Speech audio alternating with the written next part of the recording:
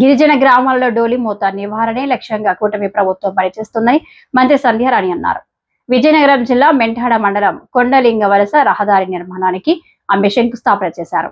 2,35,00,000 రూపాయలతో కొండలింగాల వలస గజం గుడ్డి వలసను 2.5 కిలోమీటర్ల బీటీ రోడ్డు నిర్మిస్తున్నామన్నారు.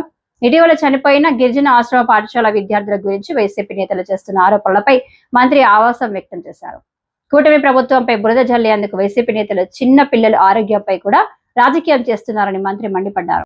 హాస్పిటల్లో జాయిన్ చేయగానే అంటే ఏది వాళ్ళకి దొరకట్లేదు కామెంట్ చేయడానికి, కాబట్టి చిన్న పిల్లల ఆరోగ్యం మీద కూడా రాజకీయం చేస్తున్నటువంటి దౌర్భాగ్య పరిస్థితికి వచ్చేసారు వీళ్ళు. మా పవన్ అన్న అత్తారింటి దారిది ఒక సినిమా ఉంటుంది. ఆ సినిమాలో అన్న ఒక మాట అంటాడు, అంటే మేము తప్పు చేసినా ఒప్పు చేసినా మమ్మల్ని మీరు కనీసం ఏదో పనియండి, మేమున్నామని గుర్తించండి అని ఒక డైలాగ్ ఉంటుంది. అలా వీళ్ళకేంటంటే ఎలాగో 11 సీట్లు ఇచ్చారు, జనాలను వాళ్ళని పక్కకు తోస్తారు, చీకొట్టారు. చివరికి ప్రజలు ఏంటంటే ప్రతిపక్ష హోదా కూడా ఇవ్వకుండా పక్కకు తోస్తారు. కానీ వాళ్ళంటే మేమున్నామని గుర్తించండి అంటున్నారు. పాపం సూపర్ 6 సూపర్ హిట్ అయ్యాయి, ఎవరు కామెంట్ చేయలేకపోతున్నారు. ఒకవేళ వీళ్ళు కామెంట్ చేద్దాం అనుకొని ప్రతి గ్రామం వెళ్తే గ్రామాల్లో కార్యకర్తలు చొక్కా పట్టుకొని నిలదీస్తున్నారు, ఇంకో మాట్లాడలేకపోతున్నారు. అప్పుడు ఏంటి, చిన్న పిల్లలు, అది గిరిజన పిల్లలు, వాళ్ళ మీద రాజకీయం మొదలుపెట్టారు.